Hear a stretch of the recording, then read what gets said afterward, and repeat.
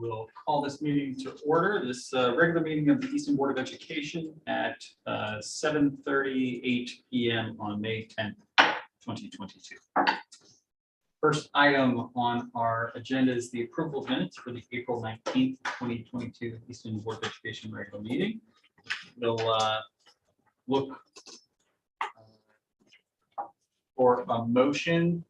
The minutes having been distributed previously to board members, at this time we'll seek any amendments or corrections. Hearing none. Absent objection, we'll consider the meeting minutes approved. Good. All right. Very good. We'll move on to the CAVE Student Leadership Awards. We're really excited tonight to be joined by two exceptional leaders from our school community. The CAVE Leadership Awards are awarded to 7th through 12th graders in CAVE member districts. CAVE is the Connecticut Association of Boards of Education. We are members, and it's celebrating a whole collection of great behaviors amongst our students: willingness to take on challenges, capability to make difficult decisions, concern for others, and many of the other items you see listed here. Our esteemed Dr. Clapp is going to take us through and introduce us to our two award winners tonight.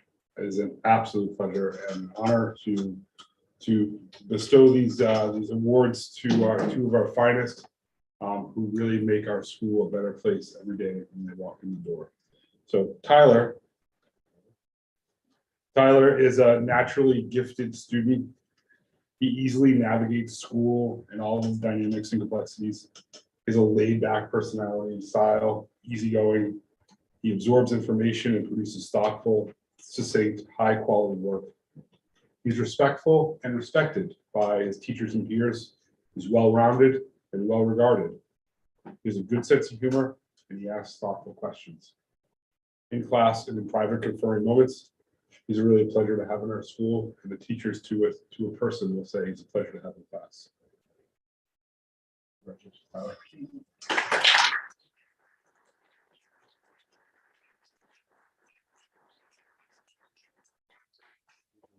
I think we should get a picture with Dr. Clapp, Mr. Stinson, and family members. That would be lovely. Can we do that? You go. Those lights. You go. You don't. I know I can take it. I'll take it. That's All right. Oh, great. All right.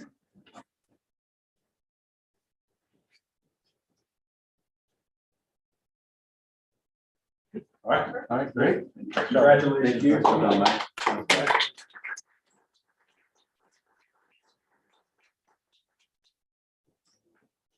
Avery Young.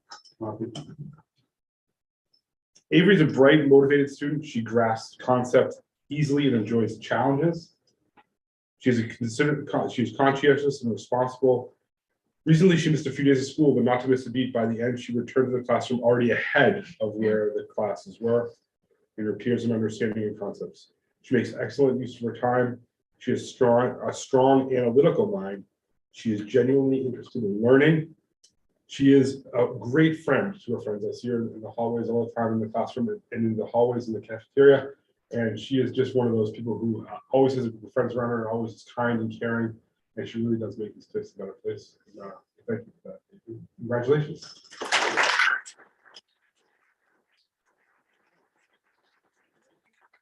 Move forward.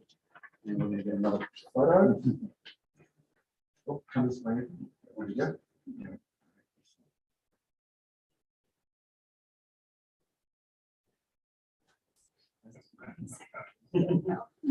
Congratulations.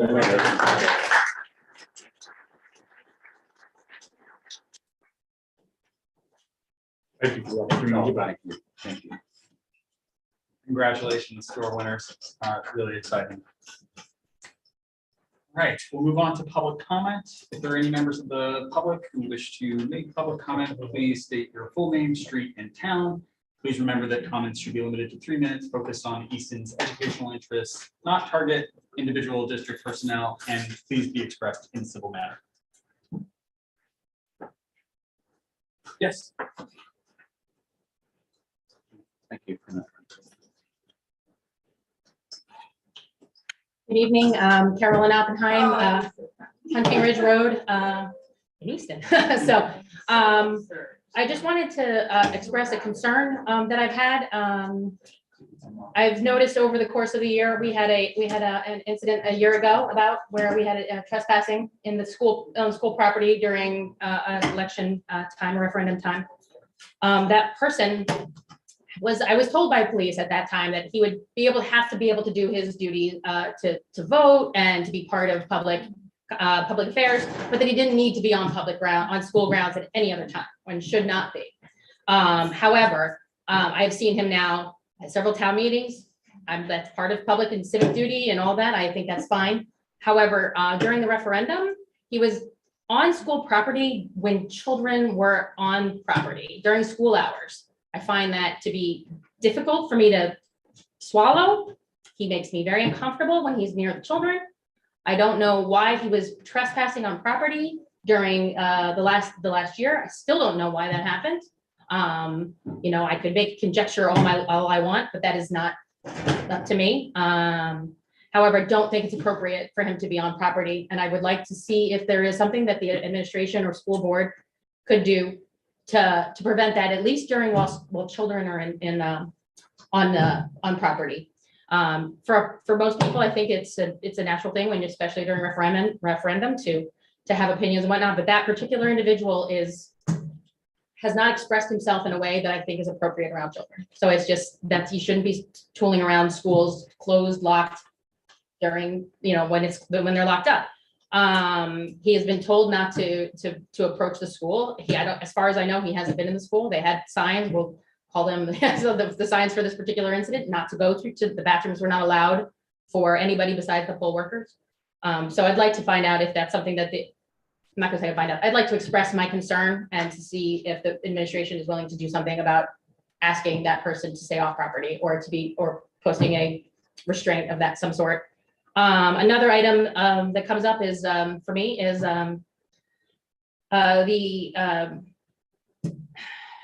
this is hard for me. The children who are not being seen and heard and supported at school. We have a community, and it's growing stronger, of LGBTQ community of children.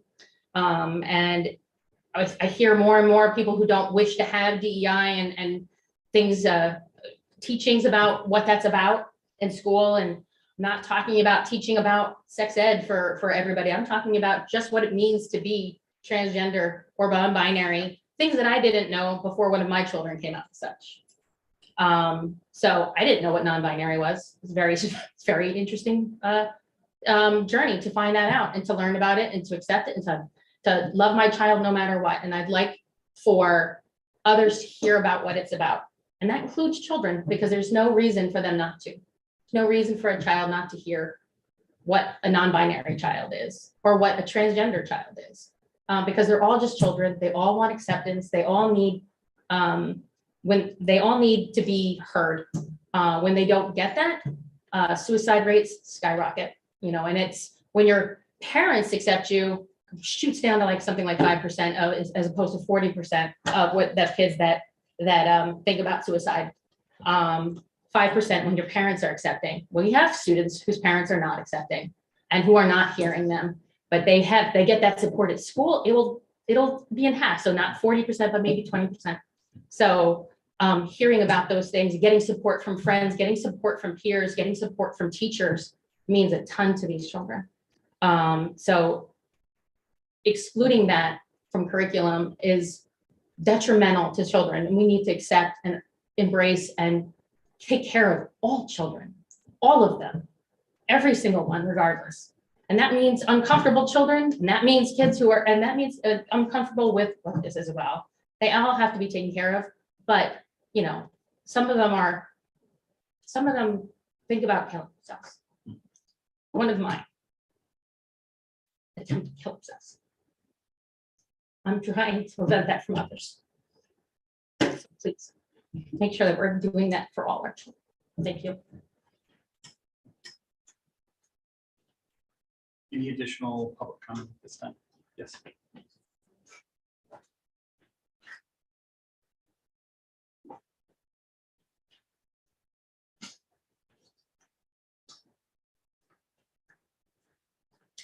I'm Debbie Bearer, 8 Hayes Street. I appreciate the opportunity to speak. I agree with Carolyn about that particular individual who entered the school, entered classrooms, took pictures, and really sort of violated the sanctity of the elementary school. And whether it was criminal on the books or not, he should not be allowed near the buildings unescorted, and especially when children are in it. So I just wanted to support and also support what Carolyn was saying about making school a safe place for all children, regardless of race, religion, ethnic background, economic status, sexual orientation, gender identity, disability, or any other individual characteristics or circumstances. The children who are not being seen and heard. Some of these children may need help to figure out where they fit into the school community, which is of course a microcosm of the world. And some of these children are fortunate enough to have a mom like Carolyn, who is unconditionally loving and accepting and understanding and willing to ask the questions, willing to go on the journey. So these children need a place where they know there may be someone safe to speak to, someone an adult that they can confide in, a friend they can take with them to go talk to someone. Come with me. I don't want to say anything, come with me.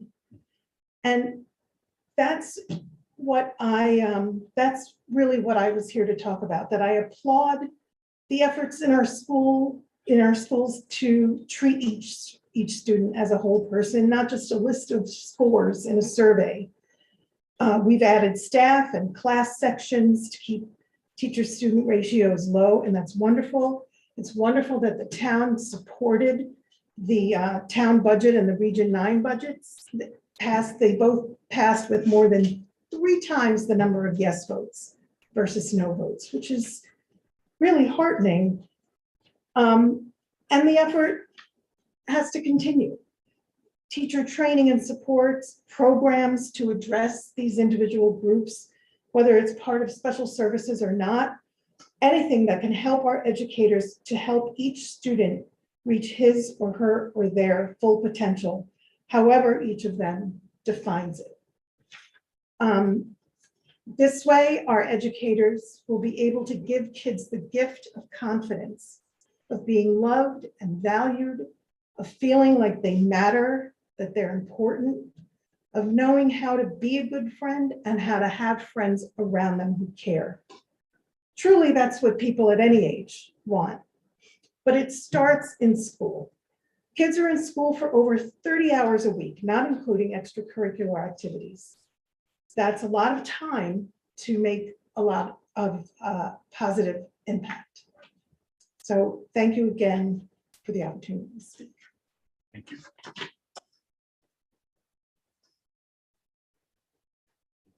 Seeing no additional members of the public present, I think we'll move on to board member comment.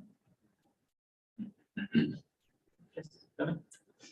So I just want to say thank you to the community members. Appreciate your comments. Also, I know they're not here, but I want to congratulate Avery and Tyler on their really outstanding accomplishment. We are the week after Teacher Appreciation Week, and so I just want to say a hearty thank you to every educator in this room, whether you're in the classroom or running the building or running the district.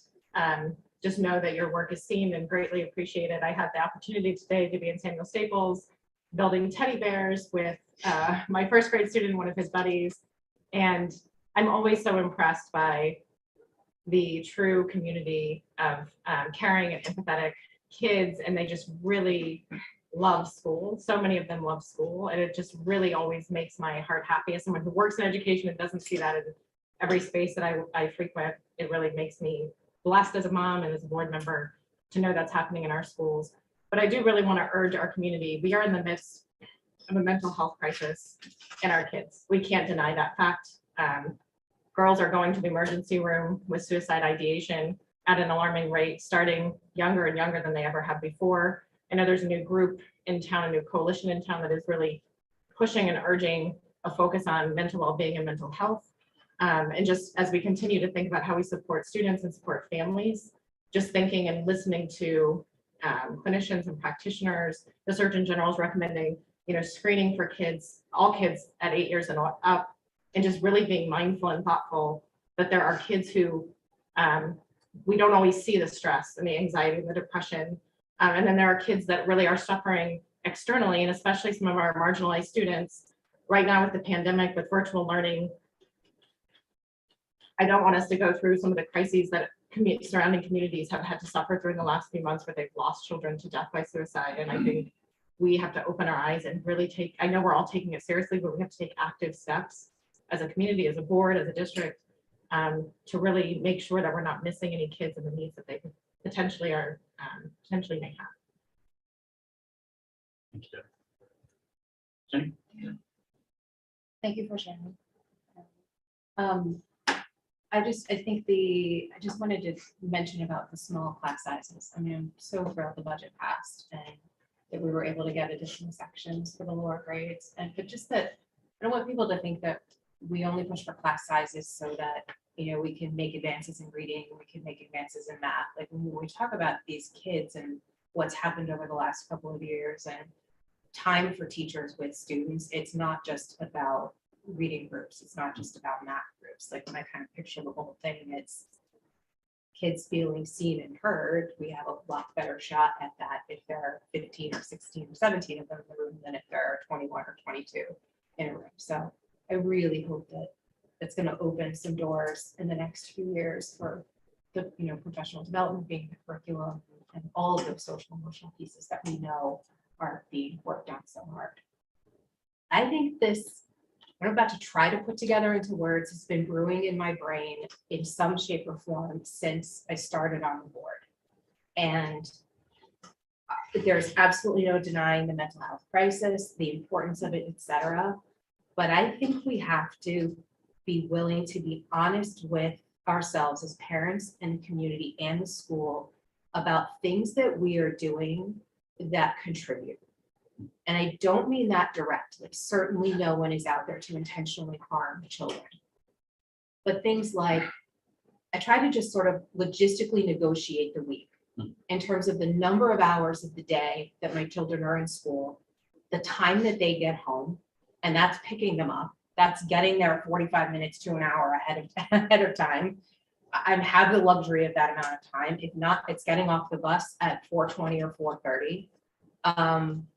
We've entered the world of organized sports this year beyond club, ASO, EBL, local things, and all of those groups that require 3 and 4 practices a week and competitions on the weekends and tournaments over holidays. We've had a reprieve from homework for the last 2 or 3 weeks. It has been glorious to not try to, and not that the practice isn't necessary, but trying to squeeze that in. If a child gets off the bus at 4:20 and you're trying to shove food down their throats, they can go to a practice in the evening and then get home and go to bed at a reasonable hour. I mean, there's so much about the schedules that we're subjecting kids to, the number of transitions in a day, the routines and the paces that we're putting little ones through on a regular basis, I think is part of the problem. I really, truly do. If I look at our week on a week-to-week and month-to-month basis, the amount of time I've always tried to stay firm, we're going to have family dinners, we're going to sit down, we're going to eat together, we're going to prepare a meal, I'm going to think about what we're having. It is almost impossible. And I've talked to other families before we started this journey this year with my son into a different type of soccer. How do you do it? What do you do? The school day starts here, it ends here. There are these, requirements for the classroom. You want to participate in this activity. And the answers I get are things like, we eat in the car. So I just think that there's a bigger picture here. As much as we focus on scores and all of these other things, it's got to be a much more, I think, of a bird's eye view about what's a child's life like right now in 2022, from the minute they get up until the minute they go to bed. I'm not convinced that technology is as purposefully applied in the classroom as it could be during the day. think smart boards in the classroom are a wonderful thing, but they also make it entirely too easy to use it in maybe not the most meaningful way. You know, Chromebooks, fourth graders, fifth graders, people having them on hand, one-to-one in the middle school. Also a wonderful thing, but very easy to go down that road of, am I using this for a purpose that cannot be replaced unless we do it this way? Like, I don't really feel like I have a handle on the amount of screen time my kids are exposed to during the school day. I'm finding it more and more difficult to kind of manage that as a parent, because I hear, oh, we watched this video, or we did this thing, or we're, you know, we do math in the morning every day on the computer for 15 or 20 minutes. I mean, I'd like it to be a half an hour, 45 minutes a day, max total. So if I'm a parent and I'm trying to manage how much they're in front of a screen at home, plus not knowing what they're doing during the day and how much that accumulates over the course of a week, I just feel like we know these things, right? We know how important mealtime is. We know how important sleep is. We know the effect screens have on kids. Are we doing the best we can to think about how we're contributing to this issue? It's a really big question, I realize that, but it's one that is always circling around in my mind. And I just would like just to maybe keep that at the forefront of some decisions moving forward. Thank you. Jen? I'll just quickly echo, because what the ladies have said is spot on. As a mom of a first grader, I go through the same questions.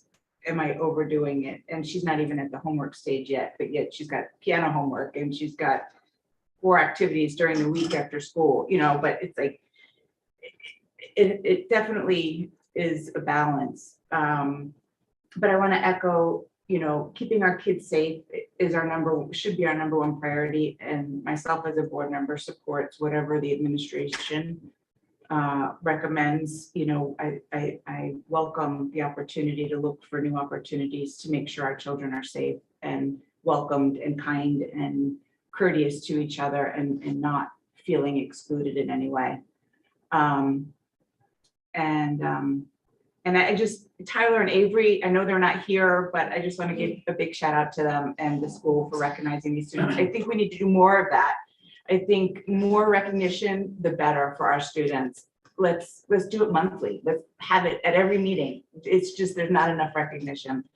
I know I had other points, but I echo what these ladies say. You know, let's find balance together. Thank you. Randy? I'm gonna take it in a different direction. And just looking at last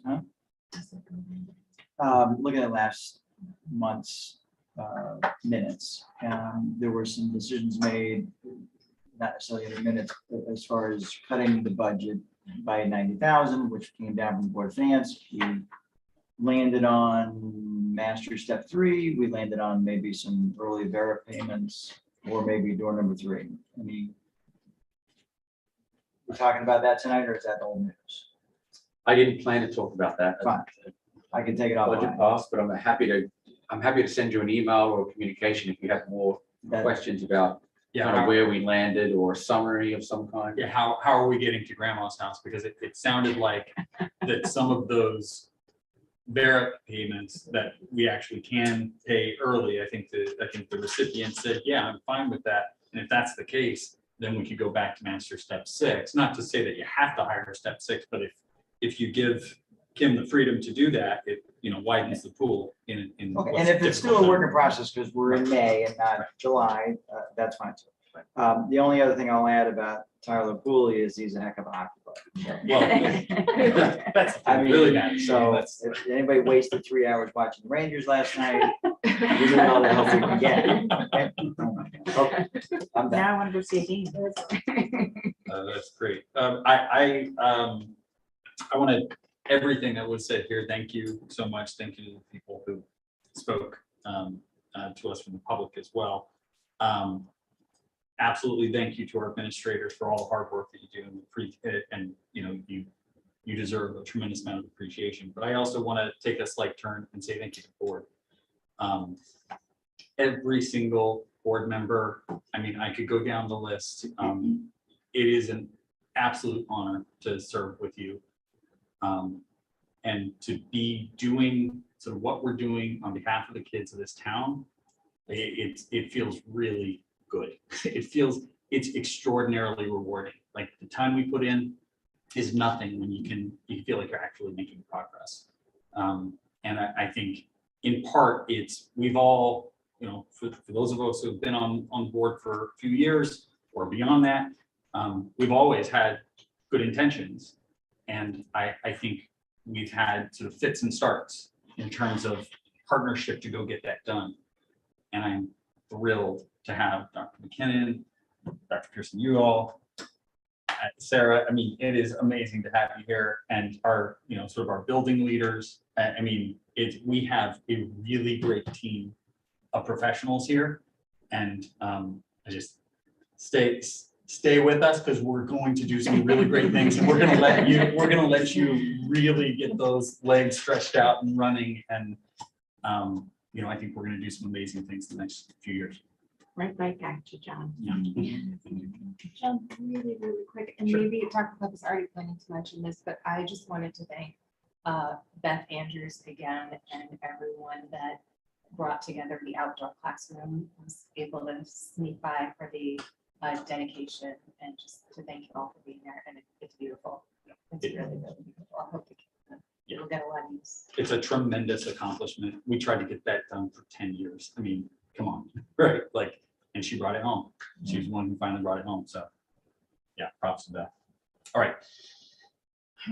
We'll move on to administrative reports. Okay, great. Well, thank you very much. Caroline and Debbie, thank you so much for coming. And if you ever need to reach out to me and talk about some of those topics in more detail, please, I would be delighted to hear what you have to say. Normally, I would turn over administrative reports to my colleagues and then kind of come back. But I do want to start off by saying that some of the things that you've talked about tonight are really important for the future direction of our school system. I just want to remind everyone that this Thursday evening, from 6:30 to 8 p.m., we are going to be discussing what the future direction of our school system should look and feel like. And the goal of that evening is to have a community conversation and to ask two questions. What should the ideal school look like?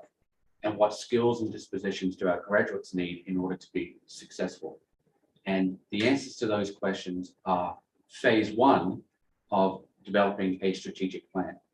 Because very strong organizations have strong cultures. And it's not just about academic learning and setting priorities and goals. It's about feeling safe in school.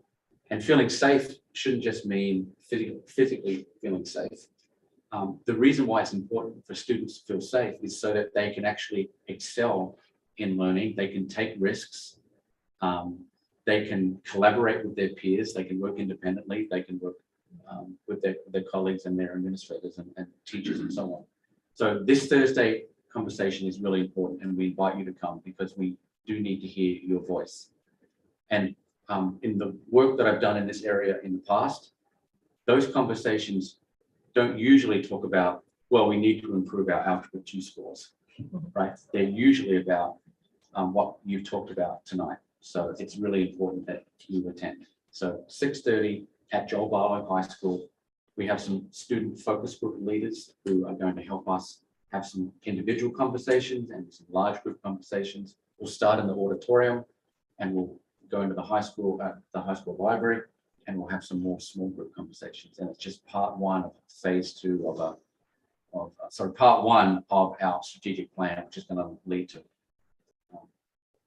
deeper priorities and study over the summer. So, I know your letter, if you don't mind, asked for an RSVP. Have you had responses to your? Yeah, we have 106 Great. confirmed responses. That's fantastic. But that's 106 responses. But if you recall from the questions I asked, do you plan on attending? Do you have a second member of your family, a third member of your family, and so on? So I think we're probably going to have over 150 people. Do you have a breakdown at all of Easton, Reading, is that Barlow, is it middle school, elementary? We do. parents? The questions were, do you plan on attending? And, are you bringing members of your family? And then my children currently attend Reading Elementary, Samuel Staples, John Reed Middle School, Helen Keller Middle School, and John Barlow High School. So we can actually break down that information. I was just curious if there was a group that maybe isn't as well represented, if we could help. Yeah, and Talk to Fred. I can get you that information. One of the things we'll do is analyze our sample size. And if we need to go in a certain direction to get more people or more voices that weren't heard, we can do that. But we'll also plan on following up with a survey. If you can't attend the focus group, there'll be a follow-up survey as well to get information. So we've got multiple ways to collect kind of stakeholder feedback. There's a concert at John Reed that night. Is that right? There is. It wasn't on the calendar Yeah. when it was sort of being scheduled. So they won't necessarily be as well represented as they normally would be. So, middle school, Helen Keller maybe show up and represent as much as possible for the middle school. However, 20% of respondents were from John Reed Middle School. That's great. Oh, wow. So we, if I did reach out to a couple of people who contacted me about that, and they asked me to change the date. And I didn't want to change the date because we already had over 150 people. So it might mean that we do a follow-up session for John Reed, or a follow-up session on a different night. Did you say 6 or 6:30 to 8:30? 6:30 to 8. 6:30. And it is the kind of thing that I would normally be at. I have a work function that night and will be away, but highly encourage people to show up. Okay. All right.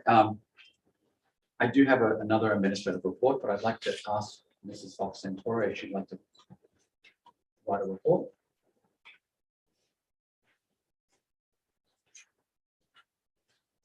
I too would like to recognize Tyler and Avery because I've had those kids since they were in kindergarten. And do you remember the kids that you were in class with that were truly the most well-rounded kids? They were really smart. They were really socially competent. They were funny. They were athletic and remarkable friends. Avery and Tyler were like that from kindergarten forward. I know all about Tyler's hockey career and Avery's softball passion. Avery's grandfather picked up every single day and he thought the sun rose and set in Avery's face. Did she tell you that funny thing that she did last night? They really are. In fact, when those two were in 5th grade, I had them serve as models, role models. Every once in a while, you'll get a younger friend who needs an older friend to model self-control and focus and how to ask a question. And both Tyler and Avery served in those roles. You could not have picked better kids. It was pretty. I don't know. I mean, I beamed when I saw them walk in. And that family, both of those families are so tight and so supportive of their children. I was so delighted to see them being recognized and celebrated because they really do deserve it. I also want to take a moment to recognize Carolyn and Deb. I've had all of their, both of you each have 3 kids. And they probably know that I feel this way, but for all of you, I think sometimes we really struggle with the loudest voice or the voice we hear most frequently and think that's the trend and think that's what's influencing an individual who might be in an administrative role or in a teaching capacity. And I just want to reassure you that that doesn't happen. It isn't ever the case that a teacher and administrator is so influenced by the loudest and the most frequent voice. I think we hold it very close to our vest that this is a public school and everybody will have a point of view or a strong passion. And I feel strongly that I am required to listen to all of them. But I also am guided by what's right for kids. And you must know that we will always work feverishly to provide a safe, loving, nurturing environment for your children to grow. and trust that the partnership that you both have with your schools is the single most important part of your child's success. The relationship that you have with your teachers and your school administrators, the relationship that teacher has with your precious children will always be held in the highest regard. And you know I speak on behalf of the Easton administrators. So just know that. I wanted to talk about a variety of things today. First, a most hearty thank you to the Easton PTO. We had the coolest Teacher Appreciation Week. The theme was from that very favorite 90s show, Friends. And every phrase and short stories that took place in that show, they just capitalized on it. It was filled with trivia questions and little treats and a lot of food trucks. And it was just wonderful. And everybody truly felt appreciated and special. So thank you to the PTO and to the executive board who put together that committee because they did a phenomenal job. The PTO also every year during the referendum offers what's called a student choice vote. And they ask us to ask the teachers, what is it, some things that the kids would really be interested in? So we give them a bunch of items that kids have always asked me. The swing sets come up every year. And it's just so cost prohibitive. But this year, among the many choices included a basketball hoop, a real one for the K2 playground.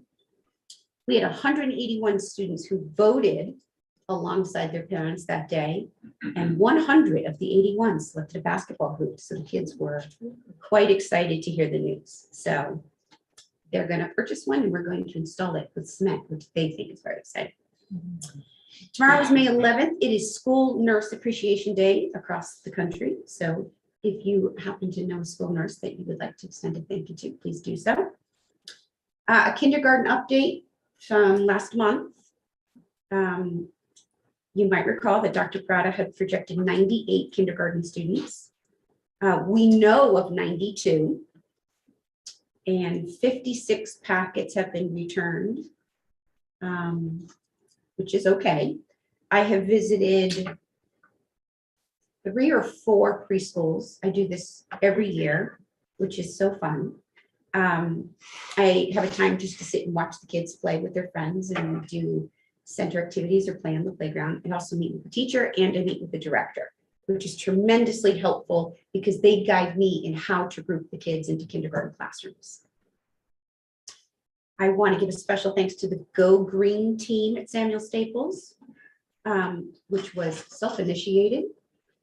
They put together a Go Green week that was really cool. I think I talked to you guys about it last month, but we had a recycling poster contest. And I would like to give shout outs. We had 1 winner from each grade level. In kindergarten, we had Oliver Anglenswan, who won. In grade 1, Julian Calemo. In grade 2, Daphne Gentile. In grade 3, Sophia Cisneros. In grade 4, we had 3 friends who collaborated on their poster, Enza Comas, Addison Sopko, and Hayden McDermott. And in grade 5, Kamaya Fata. Their work is now displayed on the glass in Samuel Staples, and they are proud as punch. I also want to give a special shout out to the Diversity Club.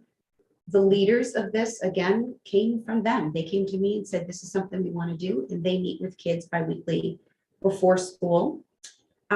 They, together with the membership of the Diversity Club, created a wonderful heart-shaped wall display in one of the hallways.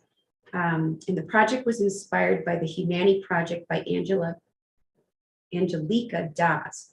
This is an artist who has been cataloging all of the Pantone colors that make up different colored skin. So the kids, learning a little bit about the project, read the book called The Color of Us. And all of the members of the Diversity Club created their hand using a shade that they thought best represented their skin tone. And then they wrote different things that they thought made them unique or special or different. And I was quite pleased that several kids created little rainbows on their hand and chose not to create a shade on their hand. So they made this beautiful heart, and down the middle, it said, "You are," and then it lists, "You are special, you are valued, you are respected," and it goes all the way down, all of us here at school. It's really quite impressive. So we're very proud to have that up in the hallways. And then finally, a special shout out to the two PE teachers that we have, Mr. Beret and Miss Colasanto. We have done the all children exercising simultaneously for 34 straight years. It's pretty exciting. So last week, I think it was last week, Thursday was the nice day. We had K2 kids on the lower field, 3, 4, 5 kids on the upper field. We all exercised simultaneously. Felt great. Everyone was so excited to come back into the building, feeling really good. So that is my report. Kim, question for you. 92 identified 54 packets, is that pretty standard? Yes. For this Yeah, time of year? In fact, when I visit the preschools, they'll say, "Oh, you know, these 3 have not yet returned their packets." So far, I've heard, "Oh, yeah, I know, they're definitely going." So I think it's just a matter of people are busy working. People will start the calls. You send us a photo of the call. I will, yeah, happily. Yeah. Thank you. Any other questions? No? Thank you, Dr. Clapp.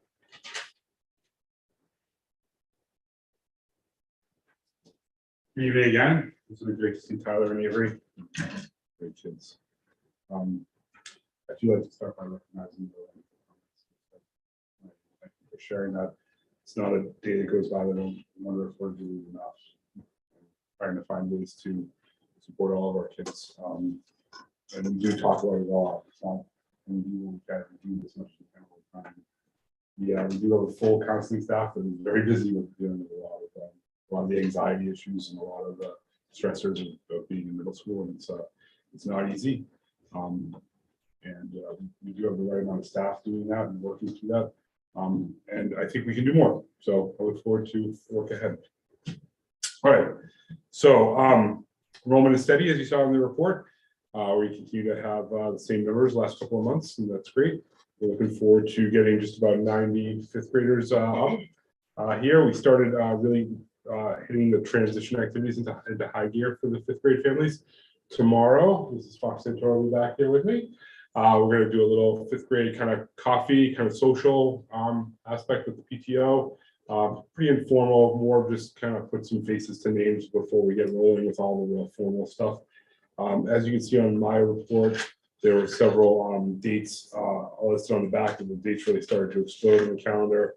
So I just wanted to bring the board's attention to all those different things. We have just the transition activities. We have the coffee tomorrow. The admin, Mrs. Moore and I are going down to Staples on Thursday and spending a few hours there. I've always found that that's the most informative. You can tell me all the data sheets and give me all the kids' scores you want, but seeing the kids at lunch is all I need to see. I can tell exactly what's going on. So we see them at lunch and recess. We'll see some classrooms, and we have about 20 minutes in each classroom. I think we're scheduled. So we'll do a little get to know you activity and get the kids laughing a little bit and then get them a sense from middle school. So that'll be fun on Thursday. And then we're going to have an event here for the whole family. It's a parent presentation, but we're going to have the kids break off, have some of our sixth graders do some tours with teachers posted around the school. So the kids will, show off their school, which is great. And the kids will get some tours. Mrs. Moore and I will do our song and dance and walk through what the middle school, kind of life of the middle schooler is. And then the hope is that the fifth graders will then take their parents on a tour of the school. So kind of, teach them how to give a tour and then let them walk around a little bit. And that's going to be on the 7th of June. And then on the 15th of June, the fifth grade is going to come up here and the sixth graders are going to go through a series of activities and walk them through part of their day. So they get to see and meet the teachers and see what the school's like when it's alive. And the eighth graders just coincidentally will be off at Brownstone Quarry that day. So it'll feel not quite as busy as normal. So it worked out pretty nicely for that. We also, on the various events that are listed on my report, there's a lot of different things that finally got finalized. We have on May 27th, May 23rd, the seventh graders going to Chelsea Piers for what sounds like an awesome field trip there. it was such a great idea that when the 7th grade were talking to the 6th grade team, the 6th grade is also going to be going to Chelsea Piers for a very similar trip on June 3rd. It's like rope climbing challenges, all really well designed. The itinerary is really great. On the 27th, we're going to have our spelling bee, which we haven't had in a number of years. So we're excited to have a school-wide spelling bee. It starts in the classes, and then we'll bring the class winners down to the cafetorium. And Mr. Jockers is taking this all on. He wants to bring back the importance of spelling. So it's very exciting. I get to be a judge. Great, 'cause I'm not a really good speller, but it's going to be great. I'm really excited about that. On May 30th, of course, we're closed. Sorry. We have a choral concert on June 2nd. We decided to plan our concerts outside just because where the virus is. To plan it on inside and then have to move it outside. So we're planning on it outside. We're going to use the front loop kind of natural amphitheater of the area. We're going to put the risers out there. We're going to amp up our microphone up as much as we can for both the choral concert and the instrumental concerts, which will be the following week. We do have snow dates on those. I mean, rain dates on those as well. We're also going to be running the art show at the same time. So we decided to start an art show tradition.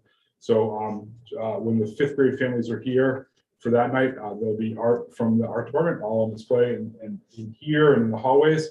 So as they walk around the school, they'll get to see what kind of art the kids will make. But then as the concerts roll out for the next few days, the 6 or 8 parents will get a chance to see the artwork as well. So we thought that would be a great way to display all of that.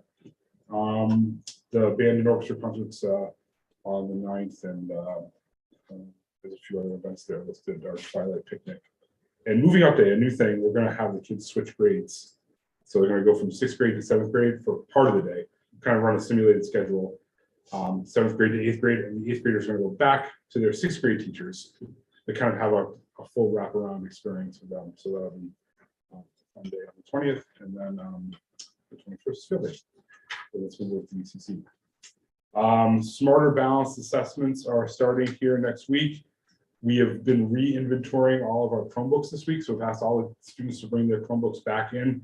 We suspected that there would be some damage, some devices we haven't seen, because the kids aren't always bringing their computers to school anymore. They're not using them in school as much as they were, say, a year ago or even 6 months ago. We're trying to go back to paper and pencil as much as possible because we don't want to expose the kids to as much screening as we have to, and only when it's absolutely necessary for collaboration or research purposes to use those devices. So we actually have a lot of kids who haven't brought their computer to school in a while. So we wanted them to get them into, what condition they were in as we go into the testing window next week. So we've still got a few outliers who haven't come back in, and we've lost some charging cords and things like that. So we've kind of been scrambling to get that all back in. But we're looking forward to starting that and wrapping that up all next week. The NGSS science test will run on the 25th for 8th grade only. And as Mrs. Fox so eloquently said, the PTO killed it for Teacher Appreciation Week. That not only did they remake both of them, they did a makeover for our faculty rooms, a fresh coat of paint. Got some re-envisioned how the tables should look, putting tablecloths on, decoration, and then restocked the cabinets and the fridges and all that stuff. So it was really a nice makeover. You got some new coffee pot. They're like, this is terrible. So throwing stuff out, which is great. No one wants to throw anything out. So they came in, they rolled up their sleeves, and cleaned like you wouldn't believe, and it was so appreciated. And all the treats and coffee and food trucks were just a great week all around. And then, as was mentioned earlier as well, the rededication of the Joan Parker outdoor classroom was on May 5th. We have to have the Parker family in, Jeff and his 2 daughters, Megan and Elizabeth, were here. We walked through the Joan Parker Innovation Lab, which is where our Project Lead the Way classroom is held. We hadn't seen that since the ribbon cutting, which was one of the last things that Joan got to do here. And so they got to see that, and the kids actually using the space, so many years later. And we talked a lot about legacy as we walked outside, and we had a class of 6th graders out there who were using the space. So we talked about legacy, and what legacy means is a theme that I always talk to the kids about, what legacy you're going to leave behind. And we talked about how Mrs. Parker really fulfills that whole idea of legacy, and this beautiful space and this beautiful place that does help reduce stress as well. as the kids voted on their choice for at the spring fling during the vote, they chose over recess equipment. They chose more outside seating for the cafeteria. So the PTA has bought 3 more tables for us to add to our little fledgling outside cafe, a little patio project that I'm taking on. So, and that will be used, that space will be used when there aren't lunches going on as well. So my vision of that is that we'll have enough for a whole class to go down there and use that space as well. So it's been a nice little space just off the cafeteria to get more kids outside enjoying the benefits of outside learning. So that's my report. Okay, any questions for Dr. Clapp? One for me, go ahead. Yeah, on Chromebooks, are we 1 for 1? We are still, we Yeah. will be going forward. We are what we're planning on continuing with 1-to-1 moving forward. I don't think the kids don't necessarily need the devices in school every day as much as we had thought. And actually the 1-to-1 really adds the benefit for the families that don't have computers at home or have maybe 1 computer and 3 kids, so this allows the kind of parity for experiences beyond traditional homework. Like IXL has been a great resource for kids to extend their learning. But the trick is when you do need it, do you have it with you every day? So we're kind of still navigating that a little bit and trying to figure out as a faculty how we want to finish that off. So yeah, we don't have the carts in the classrooms anymore. So the kids, for the most part, bring their devices, but not every day. Like I said, we found that going back to paper and pencil has a ton of benefits. So. I know you had the 8th graders had PSATs on the 27th. Yes. What's the when you hear how are we? Yeah, we hear when we hear because we did a paper pencil, so it takes a little bit longer. If we had done we chose for the paper pencil because we figured, well, the kids never take a paper pencil times test.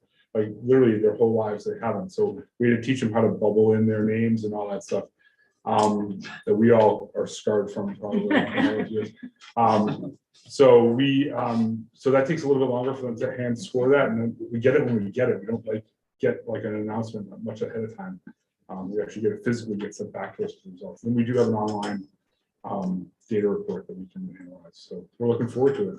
The kids really took it seriously. I have to say the 8th grade team, John Macaluso Science and Brian Walsh in social studies really did a lot of work to help the kids analyze their initial results, identify areas that they wanted to improve on, that they thought they could do better in, set goals for that.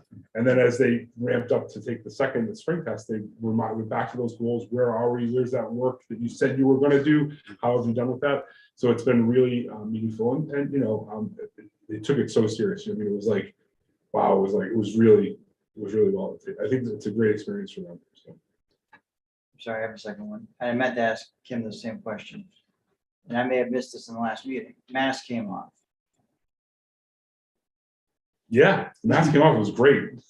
I mean, so initially for me, for here, it was funny watching the kids come in the very first day. They came in, the first 50 kids who walked in the door all had masks on. I'm like, geez, am I on the right day? But I figured those first 50 cars that were parked were probably the ones who were a little bit more anxious about it. And so, but as the day went on, less and less kids. I think we were averaging probably around 10 or 15% the first week or so. We still have a handful of kids who wear them every day. Probably 5 to 8% who wear them every day. Hasn't really been much of an issue. There hasn't been like any. Thankfully, there hasn't been no teasing about that or asking awkward questions. When kids are sick, they wear them. I wore a mask last board meeting because I was coming down with a cold, so I didn't want to pass anything on. So we see teachers doing those same kind of things too. So yeah, it hasn't been much of a deal for me. I'm not Mask. sure what the question is. It was an open question. It was however you want to address it. Was there any level of anxiety, euphoria, somewhere in between? Any noticeable change in just student behavior, learning, anything? You take it anywhere you want to, or say none of the above? I think they got a lot louder. Yeah. They're kids, they love talking up close and personal. We do still have some kids wearing them. We've had, I don't know if you kept up, but we've had a lot of positive cases. So as the cases popped up, some kids put their masks back on, but then it came down. They're wearing it. I mean, good, honestly, kind of a non-event, I think is a good thing. just curious if there was anything beyond that, so good, okay. All right, thank you. Yeah, I just wanted to point out, thank you, Dr. Clapp, for your report. Any other questions? Just one more thing. Just recently, I just want to thank Dr. Clapp. We did a learning walkthrough our administrative leadership team of Helen Keller. Was that last week? Yeah, it was last week. And we're doing more learning walkthroughs. And it was the first time we did a walkthrough and we collected some data on some professional learning that we started to talk about with the administrative team. And we looked at certain instructional strategies in the classroom. So the first one was, do we see clear learning intentions? Do we see success criteria? What evidence of student self-assessment do we see? What type of feedback do we see teachers providing students? What type of questions are our teachers asking students? Are they higher level? Are they lower level? And we had this beautiful 4-point Likert scale that we collected some really good data, and Annie and Steve had done a great job in kind of bringing those high impact instructional strategies to life. And we had a great conversation as a leadership team, looking through that lens where we're all looking at the same 4 or 5 criteria. And so we look forward to doing that and scaling that up in the other schools. So I just want to thank you for that. And the May 20th early dismissal day, you see on there as well, staff PD.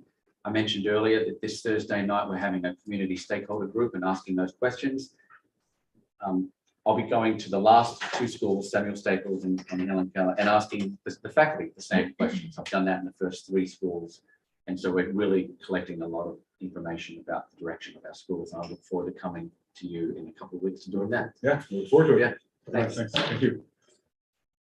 All right, we have Dr. Pearson Hugo to kind of bring it home, and then I have one more final report. Before Stephanie goes, this data and the thoughts around it, is that a sort of somewhere the summer, fall conversation with the board? Does it require more? Where do we, when or where, how do we fit into that conversation as it moves down the timeline? There are 3 phases to developing a strategic plan. The first phase is primarily focused on data collection. And then you analyze the data in phase 2 and you start developing kind of broad buckets and priorities. And then phase 3 is what are the specific goals and action steps that we should undertake. And usually the board is part of that phase 3. When we collect all the data, we don't bring you in yet. We bring you in once we've collected the data and we have a framework of these are some of the goals, these are some of the themes that have emerged from the data.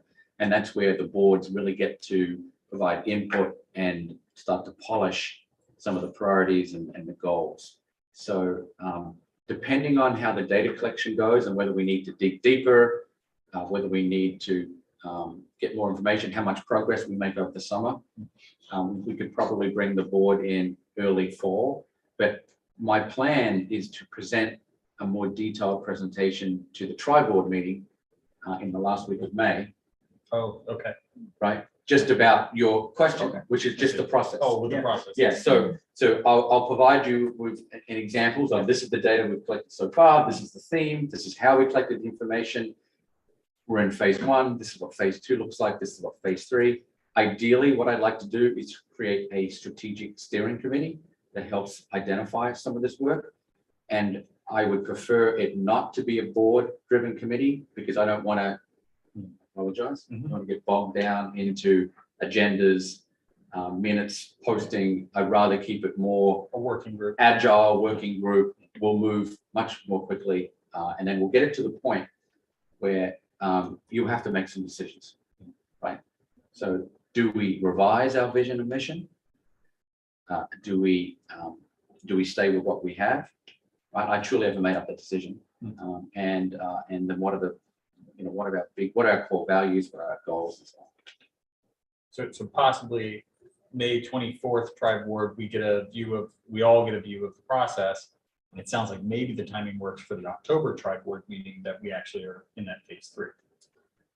I think so. Okay. Yeah, and I think you will have to do some working groups. Yeah. Before we get to the October trial. But that doesn't mean though, we're not gonna have a dip and a sip, which is a district improvement plan and a school improvement plan. And those two things are more goal driven, right? So we start each school year with goals for teachers and goals for schools and goals for the district. That will still be presented to you in September. This strategic process is really the big picture, the 5-year plan. We're still going to have an individual goal, an individual school plan in the fall, and an individual district plan in the fall. We'll still have those pieces, the metrics, right? It's exciting work. It's hard to believe. No, it's we've only great to been here have like that 8 months. It's going to be great. Seamless transition, so Right. thank you. Yeah, when I think it's think of that as much more of a you, all of you process. Input, and you just kind of tell us what you think at the end. And just sort of very generally answer your question. I think it's more like an Yeah. internal. We will give you to the Internal. 20-yard line, right? And then you just have to push us into the end zone. That's kind of the goal, right? Otherwise, if you start at the other end of the field, it'll take years to get to kind of, so we're gonna get you closer to the finish line. The community input though will be really interesting. Yeah. I mean, it's terrific that we've had such a positive response. Yeah. All right, so I'm really pleased to share an update about summer academy plans for this summer. This year, we have both schools participating in Easton. So we have offerings at both Samuel Staples and Helen Keller. The dates again will be roughly the month of July, 4 days a week. And the cost has remained stable at $195 per session. This year, we've offered some more flexibility with the way that families can pay. Last year, you might remember that it was set up by our former finance director to be, and also because we were remote at that point, to be credit card payment through school bucks. This year, parents will have the choice. If they wish to pay by credit card, there is a slight surcharge, and that's certainly a possibility for families, or they can choose to write a check old-fashioned way and have it deposited in the student activity fund. Registration closes for both schools first week of June. And this is the second year, the final year that we'll be able to offset the cost slightly with ESSER grant. So we'll have ESSER grant support as well. As you all are aware, May is the month for school climate surveys. So students, staff, and parents will have the opportunity, it's an optional survey, but we'll have the opportunity to give us feedback about their school experience. And this year, as you know, we've added additional opportunities, particularly at the middle school level, for kids to respond to open-ended questions. So if you're not feeling comfortable on the school bus, can you tell us more about that so that we can really be responsive? We want to be able to gather enough information so that we can take action on kids' behalf to improve the climate. Today, I had a terrific meeting with the Pdaf Committee, which is the Professional Development and Evaluation Committee. This is a group that serves to oversee our professional evaluation process and sort of broader professional learning. You know that we were in sort of a holding pattern for the last couple of years. We were not using our standard evaluation plan. And while that made sense, given our times, I certainly had concerns about some of our newer teachers, especially that they were not gaining the same amount of valuable feedback that is so important, especially in those initial years, to allow them to grow and develop as professionals. So we've been back with our standard plan this year, and the committee decided as a group that it's time to take a good look at our plan and maybe add some additional resources, consider some additional options so that it's serving all teachers, not just our beginning teachers, but also stretching our veteran teachers. So we're excited about that. So we're going to gather representatives from the committee. We'll gather together this summer for 1 or 2 days and look at some other districts' plans and some other resources to complement our plan and hopefully just make it stronger. This is all in service to student learning. The stronger we are as a professional staff, the stronger the learning for kids. So pleased to share that. Questions? Okay. Thank you very much. Okay, thank you. Everything just feels so normal. I know, it's weird. You know what I Should we mean? mess it up somehow? Yeah. Should we- No. Are you knocking on wood? Yeah, it's Yeah, just like Oh my everywhere it's so weird that it feels normal. back here and the Yeah. media center, it just, I don't know, Yeah. like there's You all, mean the last 2 years were not normal? it just feels like things have some air and like room to breathe. In the best way, just even. Normal hearing is that- good. Yeah. I'll Just take even that. hearing that you're back in the schools, you Yeah. know, being able to do that is really, really something. Yeah, this is us. Yeah. So I just have just one quick update for you.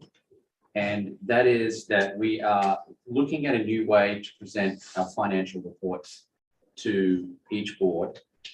That's a little bit different from the report that you're accustomed to receiving, which is the budget object summary. And so you can see the presentation here, and you also have a copy in front of you. And the reason why you have the copy in front of you is because there are some slides that are coming up that are quite small. So the first slide is just what will the new features of the financial model include? The first thing is we're going to present a financial report to you the same way that we presented the budget to you, via a cost center approach. And there are advantages to that in terms of having a consistent methodology that is familiar, where we're all going to be used to the same language, right? So we've talked about. Sorry, are you, this is in replacing the object summary? Yes. The 10-page object summary, okay. Yes, yep. Right. So, yep, this is. No harm, okay. Yeah, so this is the budget object summary that you have in the back of your packet. And this would be replacing this budget object summary. Okay. So the new financial report, which will show you just a couple of sample slides in a moment, is going to be more consistently aligned with the budget report that you received. So there'll be individual cost centers. The cost centers will be each school. So Samuel Staples, Helen Kenner, a district-wide cost center, a PPS cost center, facilities, technology, curriculum, and central office, right? So we're all familiar with those cost centers. We'll, in the same way that I think we received some really good feedback about that budget process, there was increased transparency. There'll be also increased consistency if we present the budget to you and then also give you the report in the same format. One of the things that I'm going to ask Mrs. Scrofani to talk about is the two different perspectives that you will receive. You'll see when you have the ability to drill down to different levels, and that is what we've budgeted for and kind of what our expenditures are, right? So one of the things that we've struggled to see internally is how, when expenditures come in, are they actually aligned to the budget? For example, if a school buys some paint to paint some classrooms, that theoretically should be coded to repair and maintenance under the facilities cost center. Well, that's not where we see necessarily that paint being purchased. It may come out of instructional supplies or something that we feel is different, right? So we'll show you a feature where you'll see the budget and you'll see kind of where we've coded something and where something will go. And that brings us to the last two bullet points on that slide there, which is increased reliability and accountability. So you'll be able to see what we've budgeted for and actual expenditure and trends over time. So we'll be able to make some conclusions about how much money we're budgeting in the repair maintenance of, in the repair cost center, because we'll have year after year after year of data, what we've budgeted for and what we've actually spent, right? So it might mean, Consistency of recording that is key, yeah, right? yeah. So it might mean that we've budgeted X, but we're actually spending well above X every single year. So we either need to adjust the budget to reflect that, or make some decisions about how we're spending that particular line. Or it could be that we're budgeting $10,000 in a line, but we're only spending $7,000, and we have that data for some time. It means that that could be an efficiency or a savings, right? That could be So it'll give us increased decision-making ability. Okay, so historically, we've looked at budget, what we spend, and encumbrances. And encumbrances, I think, inherently makes people's hair hurt unless you're really engaged in this process, right? So a normal budget, I would say a normal budget, and maybe Jen would agree or disagree, is what did you budget for January and what did you spend in January? By cost center. Putting the encumbrances out the window. How are we going to look at this going forward? Are we going to have encumbrances or are we going to look at, and I'll give you an example, right? You have, and I don't know what the categories are, you know, 6th grade at Helen Keller, teachers, 5 teachers, excluding specialists, whatever. And for the entire year, let's say that's $500,000. The teacher resigns in October and you fill that slot with a substitute. All of a sudden your 500,000 went to 450, right? And you would see that month to month. Figuring it out with our object summary is impossible. It'll just show up as an encumbrance or not as an encumbrance. You know where I'm going with all this. So- Yeah. And this may be too long of an answer for tonight, but I'm just thinking in that way, and we can come back to it if it's not decided at this point. I'm just curious, how are we going to look at this? Encumbrances, no encumbrances, month to month? We got that. Got it covered. Fine. Okay, so if you go to the next slide. You and can if you look trend at- here, they have always thought of everything. Yeah. And so if you look at it, so again, it's a little bit smaller and then I apologize. And I can give, if you'd like a copy, there's some additional copies. I know Mrs. Cram in the back. So if you have a copy, okay. So first you'll see that looks familiar, correct? That sure does. That's the same, that's what we're going to, that's what the budget looks like, and you've seen that for the last 3 months. Our financial reports are going to look the same way. We'll have each cost center on the left-hand side, and then across the top, you'll see what our starting budget is. You have year-to-date expenditures, encumbrances, how much the dollar amount we've encumbered, what the unexpended balance is, the percent expended, the percent encumbered, and the percent remaining unexpended. So you'll see that, which we call level 1, which is the master roll-up. So whenever there's an expenditure in a particular account, it will track back to this level. So you'll be able to see that level of detail. And I know what you're talking about in terms of encumbrances by an amount we're spending per month. That's something that we've talked about. So right now, Randy, that is not a report that would be accurate. Yeah, that's fine. That's fine. And so I would love to see that happen. But the reality is that for a lot of reasons, getting everything for this year really cleaned up and clear for the 21-22 financial report will help drive what we do starting Sure. with the new year. Yep. So to retroactively go back, Yeah. So this year's gonna be like our base year.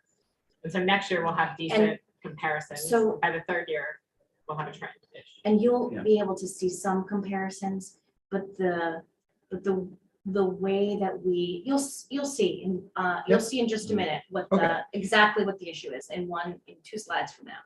And then how we're gonna sort of adjust that moving forward.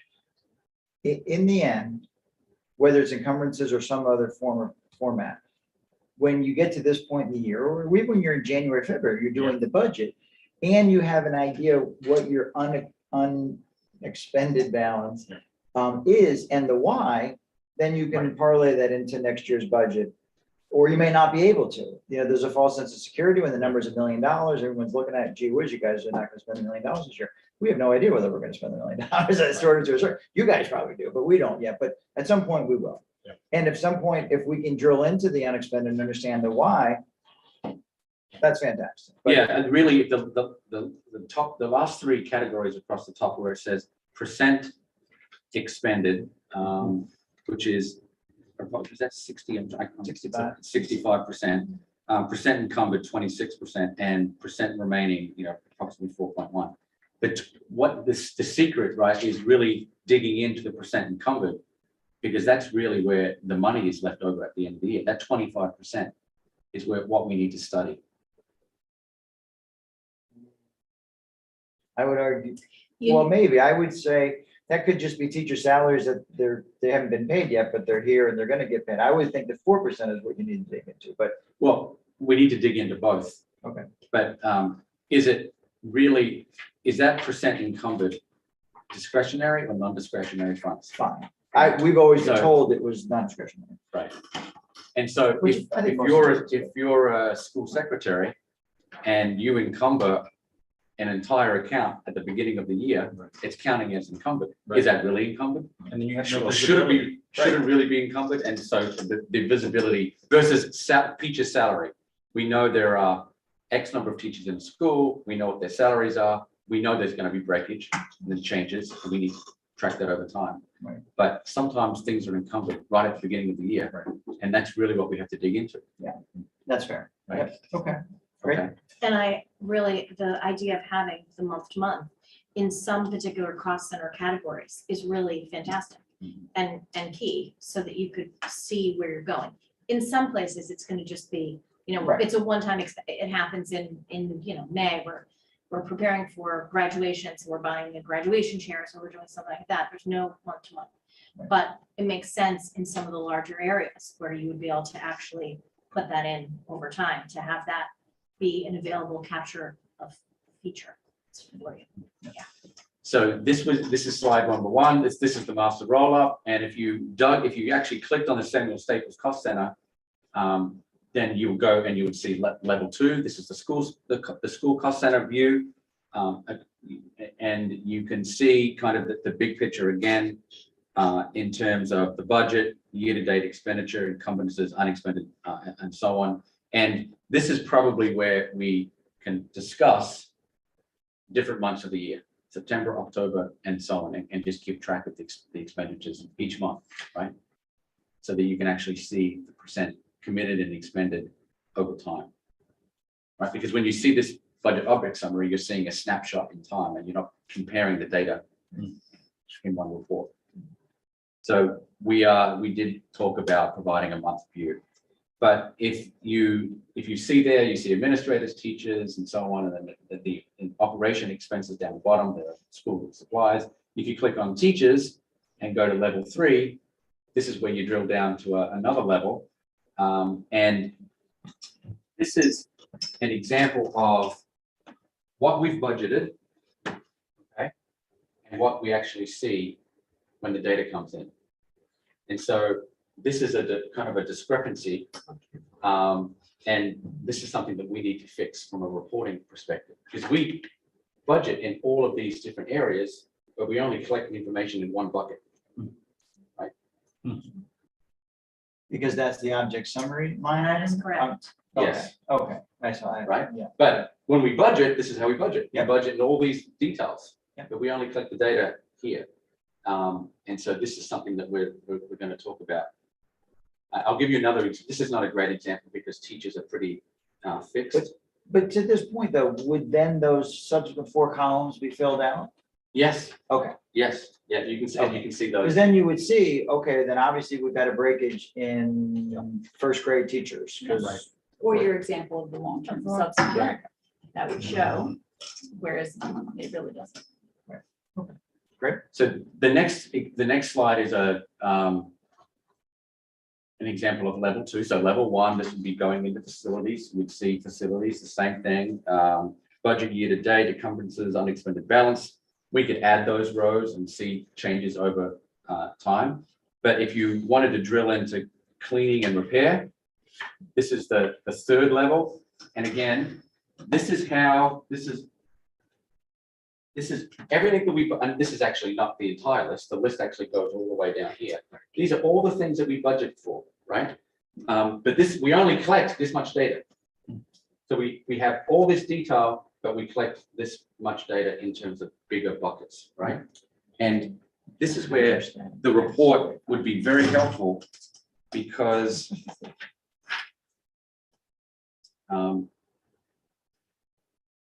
I'll give you an example.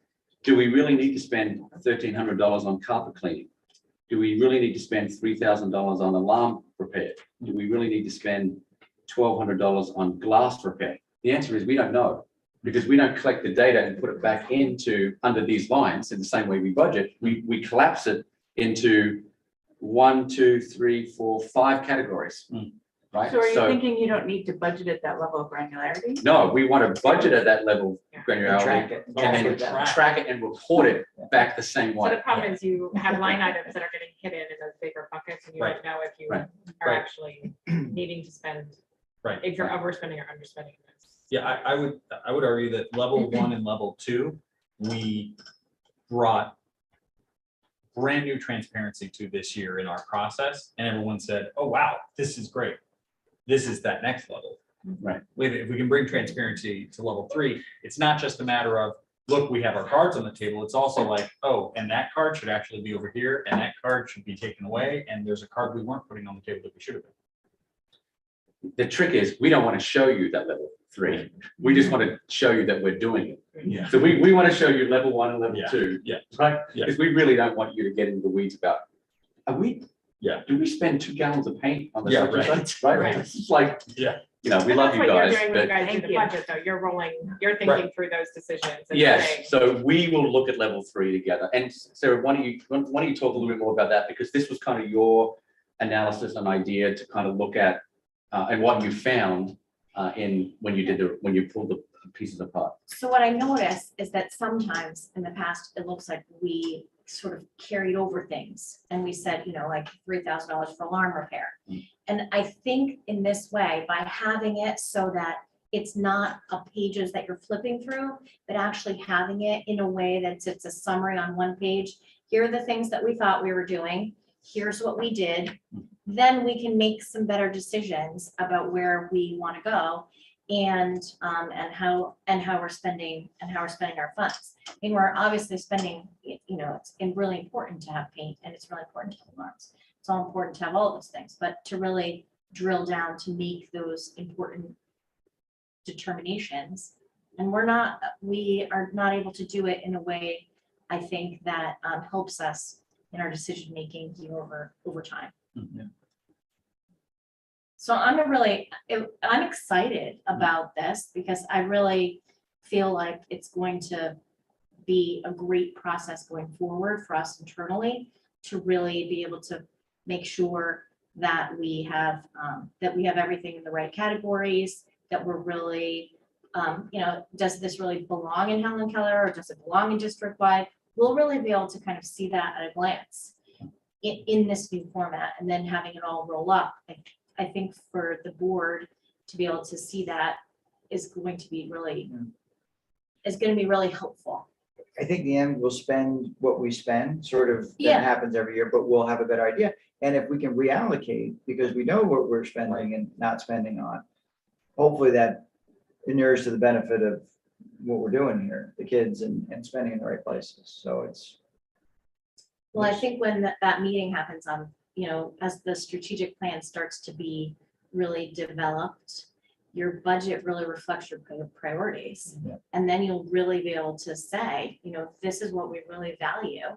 And we know we really value that because we are putting our resources there. Yeah. And I think that that's a really important level for the board and for decision making. And that really goes to the heart of our students being successful. Right. Okay, one more slide. And that is, so in conclusion, we'll be able to provide you with these reports, I think, for next month. Sarah really built the framework this month. And so it actually works. We just have to go through and make sure we captured all the data completely, right? But we do notice a difference between our current budget object summary and our report that we just generated. And part of it is that they were developed at different times. So the budget object summaries are week old. This is pulling data from today. But we also need to look at, did we capture all the data when we pull those reports? So it'll be more user-friendly. That's key number one. We will be able to develop some other features like some dashboards and some visualizations that's linked to the data. We'll be able to add tabs to look at grants and other revenue that's coming in to the district. We're really looking for your input. So if you have any ideas about what you want to add, so for another one, like when you said that it'd be great to see, if you're going to use encumbrances, and present in Congress, it would be really great to see how changes look like month to month. And so we talked about that today, but we're really looking for your input in how to make this report better. And we do think this is going to be ready in June, so that we can give you a strong forecast for the end of the year. One thing that might be helpful, because I know you send this to the Board of Finance, is, the footnote, like if you have certain variances greater than a certain percentage or greater than a certain absolute value, put a footnote and, say A, and then footnote, well, why is there such a large variance or delta? Just so you don't, to maybe lessen the amount of questions that you might get.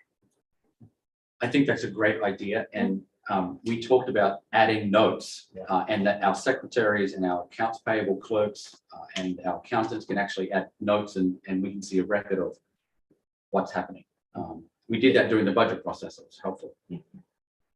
We're a little limited by the characters that are available on them. So we have to be brief. It's a very brief. We're all going to learn a lot of brevity. The final thing Yes. is that it's incredibly complex to work within 3 budgets. And Vicky Cram, Stephanie, and Sarah, I think we really redesigned the budget process this year in terms of a cost center approach. I think this is the next logical step to take. We're really grateful for Sarah, who is the engine under the hood to make a lot of this possible. So, but Vicky's in the back. Vicky, are you still back there? Yeah. Oh, yeah, yeah. And we sit and talk all the time about how to make this better. So just want to thank the team, because they've really done a great job. That's it. That's administrative. Sounds like a great dynamic among you guys. Yeah. Okay.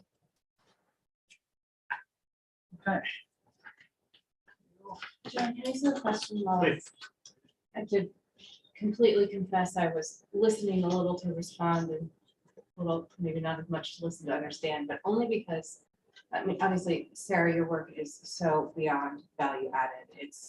There's no question. And the changes and the things that have sort of been, I think people have wanted to have happen, you made happen for us. But as I'm like watching the team work and seeing the product of that collaboration, it's making me think about, like, how does what's going on right now compare to the original sort of request for director of technology? And I would just be curious to hear from the team, how aligned is that sort of to the original vision? Where do we kind of see that going? And I think really it's a little more concerned that so much of this is financial, and I don't know if it's more of an initial investment and you're going to be able to move more into the other aspects of the role and the position and some of the hopes for that, or are we relying too heavily on Sarah in light of not having what we need, from someone in financial Fantastic role question. and aspect. So, and also just who else do you need? I mean, I think there were questions and scrutiny initially from Board of Finance and community members, like, why do you need a director of technology? I think the answer to that question is abundantly clear at this point, and there is so much artifact and evidence and data to support the need for that. So I would like to hear what 2.0, like, who else does Stephanie need, Sarah need, Jason need? Like, if you could envision the ideal central office, and I know you're already thinking about this, and it's probably part of your strategic planning and everything else, but I really hope you'll keep pushing the community envelope as far as their comfort level and acceptance with additional central office staff and job descriptions and things of that nature, because it just trickles down to the kids. It's not top heavy. We've got all these people doing things that don't really have an impact in the classroom, because the line to make for me is just, it's so direct and we can so clearly see that, but I am a little concerned about the technology finance piece. I'm just curious how you see that moving forward. And if I can tack on a little bit to that, and I don't know that we go deep now, if we can go deep now on the answer, but maybe you can tee something up for us. I would tack on to that. We also have people like Vicky who have been toiling away in the coal mine for years. And I hope they're feeling empowered. I hope Vicky is feeling empowered and supported. And if sometime in the next, 10 years, Vicky says, I'm ready to hang it up, that there's a plan, right? That she feels like 10 I years can- you're being I can actually, 10 years is not too much to ask, come on. But if Vicky can say, I feel confident that I can hand this over to a competent team who's gonna be able to, do all the things because without Vicky, this district would have fallen apart in the last 2 years or the years before that, and so, how do we think about that dimension of it too? Is obviously make the most of the new roles that we've brought in, but also, how do we make sure that we're, keeping the value of the amazing people we've had too? That was not meant to be a tonight question. That was meant to just be So like, answer please. Yeah, no, we can we talk about this at some point? Yes. at the May tri-board meeting, we'd like to present a reorg chart and discuss kind of some ideas that we're thinking about. And I'm glad you mentioned Vicky because we've had a lot of conversations about all the positions at central office, and Vicky's able to describe kind of the job description you have on paper, but also what are the actual responsibilities that are happening. And Stephanie also who's worked in the district for so long is able to kind of talk about what we need. But we are certainly the strategic plan is going to help us move district wide, help us make some decisions. But at the end of this month, we at least like to present to you with some ideas about reorganizing the central office. And it answers your exact question, Jenny, right? About, what's 2.0 look like and where do we think we're leaving, not leaving, heading. But some Pretty ideas. soon, we're not gonna have to ask questions anymore at all. Yeah, we've got some really good ideas. All right, thank you. Move on to discussion and possible action. So we have a couple of items in this space. We'll start with the non-resident staff tuition and possibility of moving to executive session because I think in this we'll be talking about two reasons that you can move to executive session, which is both a sort of staff member as well as a student. Or the possibility of a student. So I think we would entertain a motion to move to executive session to discuss specific staff and student and invite in Dr. McKinnon, any other member of administration who we need to invite into that discussion? No, I don't think so. Okay, invite Dr. McKinnon in to help us through that discussion. Do I hear that motion? So moved. Thank you, Devin. Second. Thank you, Randy. All in favor of moving to executive session? All right, unanimously moving to executive session, which what that means is I think we'll go to that room and everybody can stay here. We can just file into that room and I will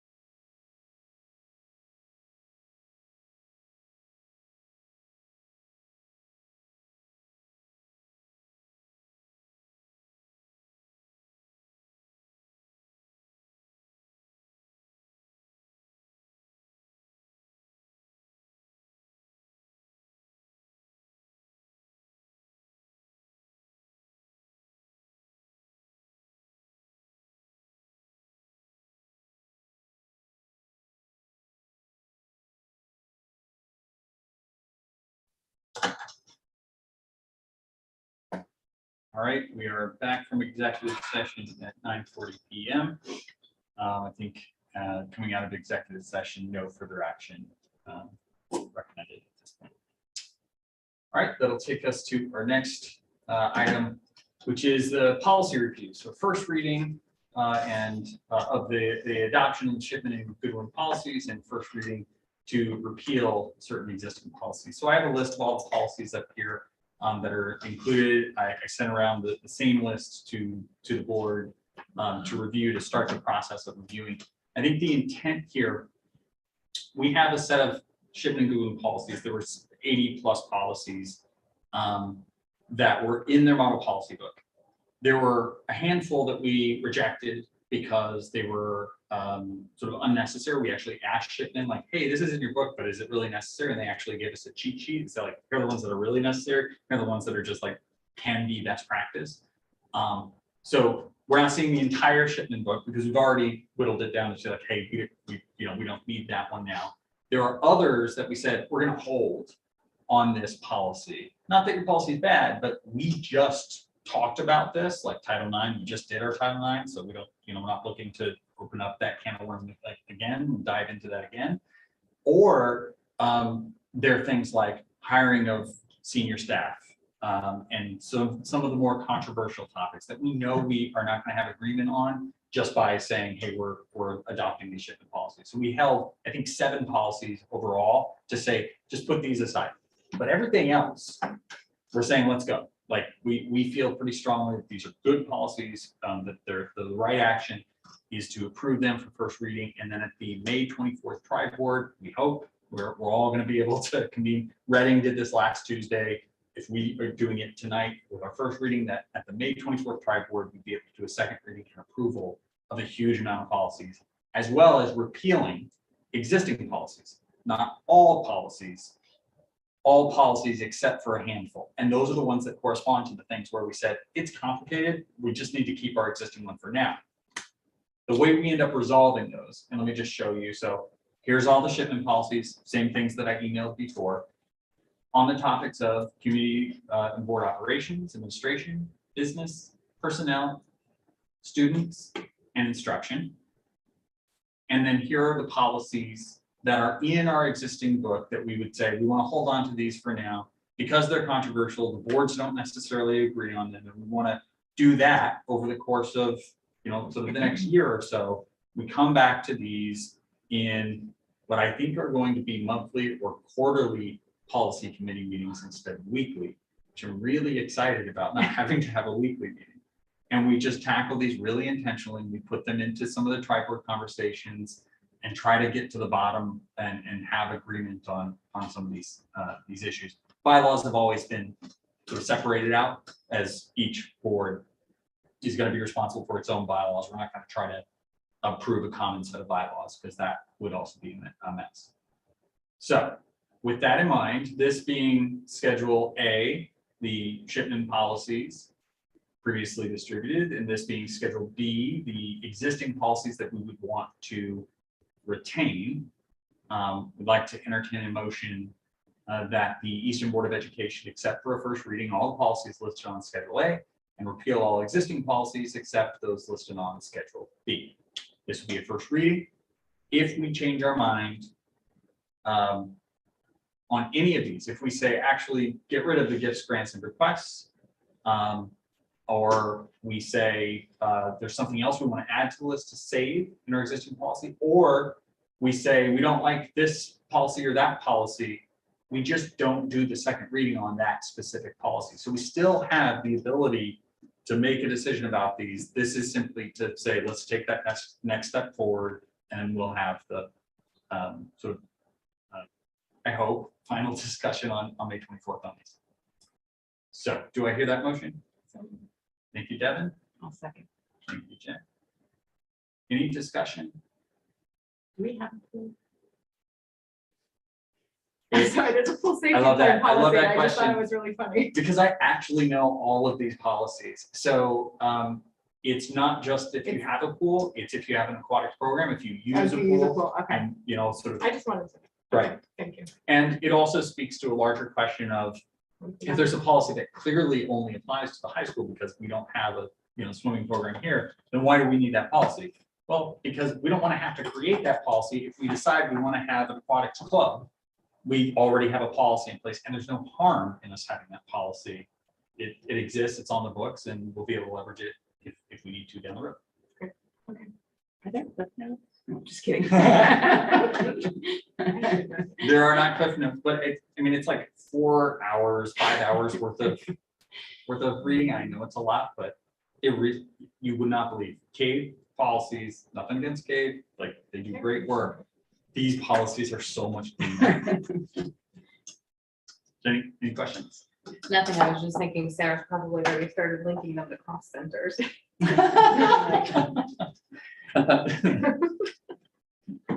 I know this is a lot of work for you, John, so thank you for all you did for policy. No. Alleviate some, and this syncs everything together, right? I mean, Yes. this makes all the Correct. districts. We're going from 180 plus policies per district down to around 80. So it's the stuff that Shipment is like, here's the stuff you really need to have. And there are a few gaps. There are some of these policies, not to say that we're not going according to law right now. We always are working according to law, but there are 5, 6, 7 of these. We don't have a policy on the books, and we really should. So, this is definitely a nice step forward. Good. So, if no further discussion, we'll call a question. All in favor, say aye. All right, it passes unanimously. Thanks, everybody. Okay. This last one is policy review, first reading for bylaws concerning off-cycle officer elections. I think everybody remembers when I took over as chair, we were in the midst of the budget process in the school year. And Jeff asked if we could do the election in June or July. And so I said, fine, we do that. And that we kind of said, that's what we'll do going forward. There's sort of two questions here. Do we want to do that? Do we want to continue to do that? I would just remind everyone, it's a function of law that you have to have your officer elections in the December meeting following the every 2-year municipal elections. I think what we would be doing here is essentially, and these are our bylaws that say sort of what we currently do. This is consistent with state law. What we would need to do is make some kind of amendment, something like, except for first reading, an amendment to policy 9120 regarding the election of officers to include an optional second election of officers at completion of the June meeting following municipal elections. So this is one way that we can amend those policies to allow for that. Shipment and Goodwin said, hey, the way you did that before wasn't really great, and you really should have something in your bylaws that sort of says that you're going to do this and not just sort of decide to do it. So this would be an attempt to do that. Obviously, we can refine this language as a part of any second reading, which we need to take place at our next break. So 2 things. Should we have had an election 5 months ago? We did. It was a sort of easy thing because it was basically keep the rules as they are. We did that in the December meeting. And it was just like, hey, we have to have this. I was talked to the Shipment lawyers and they said, you are required by law to have the election, but we just said, we'll just keep things as is. So is it the election or the installment of the individual in the role that we're talking about now? So in other words, we had the election in November, but we didn't change anything. Right. Or December rather.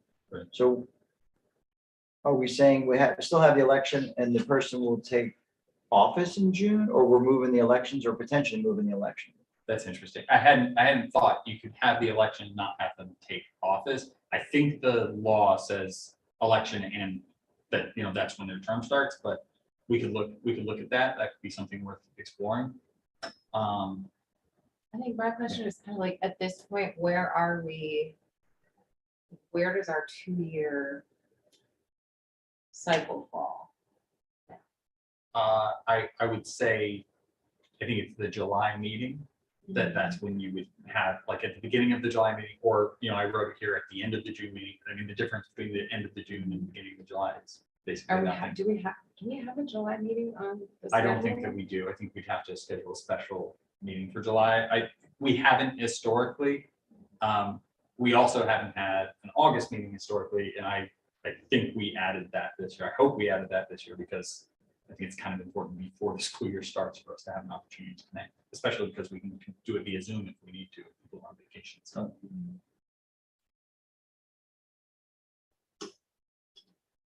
I mean, if there's no need for the June, July, then we should just stick, I don't know, I mean, it seems simpler to just get back aligned with the municipal cycle. But I don't want to skip over. Right. For the time being, the 2-year aspect of it. Isn't the challenge that you end up changing board chairs in the middle of budget season? Wasn't that why we didn't do it? that was the original rationale. I think we've come to learn, and this is what we did this season, is we weren't in the middle of budget season then. Right, we weren't even at the beginning, right? We really didn't start talking about the budget until January, February, which felt a lot better to me. And especially because of the process we have now, I don't think that's really a consideration. Yeah, I would agree. I don't think it's gonna take 4 months to do the budget like it No. has, you know, Right. 6 or 8 years ago, or Right. 2 years ago. I mean, unfortunately, election cycles don't line up with school years. Like, it does make more sense to have new people on board over the summer and sort of start with you in August and September. Well, unless your board chair is no longer on your board. That's why they do it, right? Right. That's correct. Or your That's secretary is no longer on the board, like that's. exactly right. Yeah. Right, You're like, right, it doesn't. You have to kind of do it, unfortunately. So this is an optional one, so we would still do the December post-election. And this would be an optional, that's why, is that why did I say optional? we did? Okay, yeah. Optional second election, which seems weird, but yeah. But why, I guess, moving forward, what would be a potential reason for?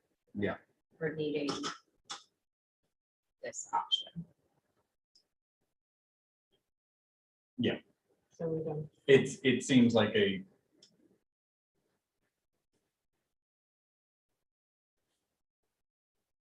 don't know. My recommendation would be that we at least do the first reading of it so that we can, it gives us the option, right? Because if we don't do the first reading right now, then we can't align to the schedule at all. And without Jeff here and, you know, like, he's a part of this equation, obviously.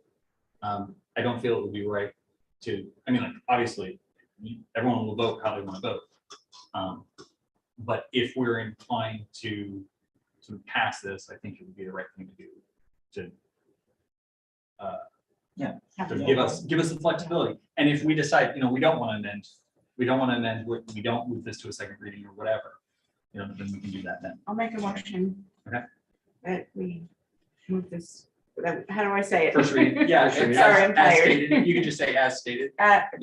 As stated. Second. Any discussion? I think we have. Good. All in favor?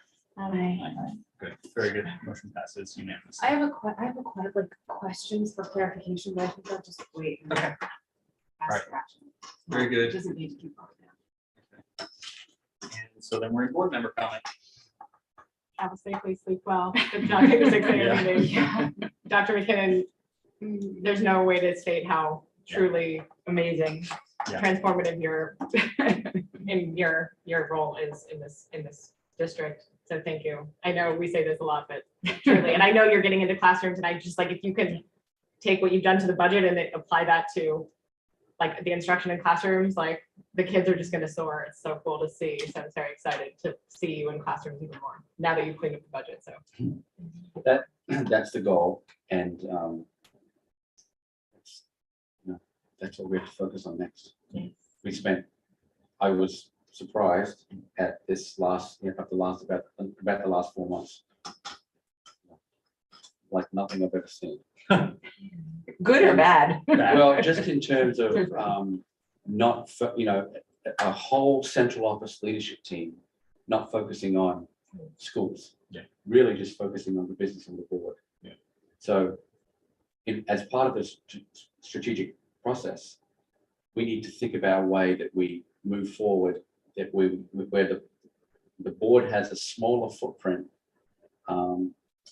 with the central office team. So the central office team can be more of a leadership in the schools, and hopefully we can be more efficient, and we can develop processes and procedures where the board is really comfortable with how things are moving.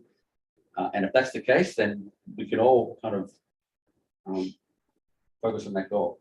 One of my goals in one of our former districts was simply to keep the superintendent close to the classrooms. That was a goal. I mean, it is the absolute, the like ultimate perennial issue Right. here. And if you only have 5, I mean, that's the goal of a small district, 5 schools, that's what you would hope you would be able to be in the schools, right? Yeah. I'm sure that's one of the reasons. You did a good job. Yeah, and so on Thursday, I'll talk a little bit about what it means to go from good to great, like you've heard that research from Jim Collins, right? And what the distance is between those two things. And I think that we have a really great school system. And I think, what are the small changes we need to do to really amplify what it is that we're doing? So really excited about that. All right. There's We no love your additional board passion. member comment. We'll look for a motion to adjourn. Motion. Thank you. Second. Absent objection, we are adjourned at 9:57.